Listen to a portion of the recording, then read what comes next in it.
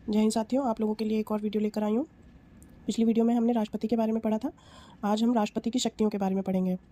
राष्ट्रपति की शक्तियाँ दो प्रकार की होती हैं, शांतिकालीन शक्तियाँ, आपातकालीन शक्तियाँ। शांतिकालीन शक्तियों में पहला है कार्यपालिका की शक्तियाँ। राष्ट्रपति कार्यपालिका का प्रधान होता है। आर्टिकल 78 के अनुसार प्रधानमंत्री का यह कर्तव्य है कि वह राष्ट्रपति को मंत्रिपरिषद के समस्त निर्णयों की सूचना देगा। आर्टिकल 74 में राष्ट्रपति एक मंत्रिपरिषद की तथा प्रमुख अधिकारियों की नियुक्ति करता है। राष्ट्रपति को विधायी शक्तियाँ। आर्टिकल 79 के अनुसार राष्ट्रपति संसद का अभिन्न अंग है। राष्ट्रपति संसद का अधिवेशन बुला सकता है और समाप्त कर सकता है। 85 के अनुसार राष्ट्रपति प्रधानमंत्री की सलाह पर लोकसभा को भंग कर सकता है। राष्ट्रपति दोनों सदनों को अलग अलग संबोधित भी कर सकता है या संयुक्त अधिवेशन को भी संबोधित कर सकता है। और इस सदन की अध्यक्षता राष्ट्रपति लोकसभा में 2 तथा राज्यसभा में 12 सदस्यों को मनोनीत करता है। धन विधेयक इनकी शक्ति है। अध्यादेश की शक्ति है।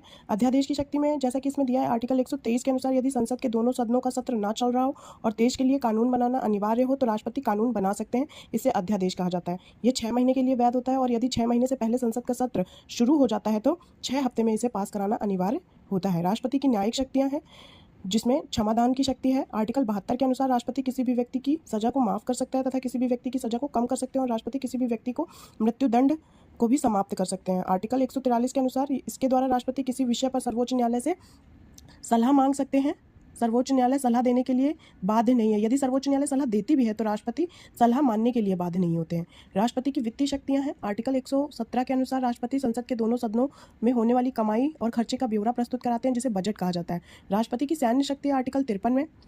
फिर राष्ट्रपति की आपातकालीन शक्तियाँ 352 में। 356 में किसी राज्य में राष्ट्रपति शासन का लगना। आर्टिकल 360 में वित्तीय आपात है। और राष्ट्रपति की वीटो शक्तियाँ हैं। वीटो पावर होती है उनके पास। पहला है निलंबनकारी वीटो, दूसरा है जेबी वीटो।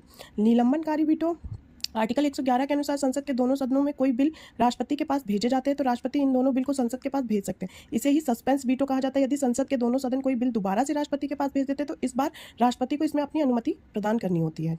जरूरी है कि उन्हें अपनी अनुमति देनी होगी इसमें। और जेबी वीटो क्या होता है? यदि राष्ट्रपति किसी बिल पर संसद को कोई जवाब नहीं देना चाहते हैं तो इस बिल को अपने पास रख लेते हैं। इसे ही जेबी वीटो कहा जाता है। धन्यवाद साथियों, बने रहिए हमारे यूट्यूब चैनल के साथ। चैनल को सब्सक्राइब जरूर करिए। आगे की वीडियो मैं आप लोगों के लिए जल्द अपलोड करूँगी।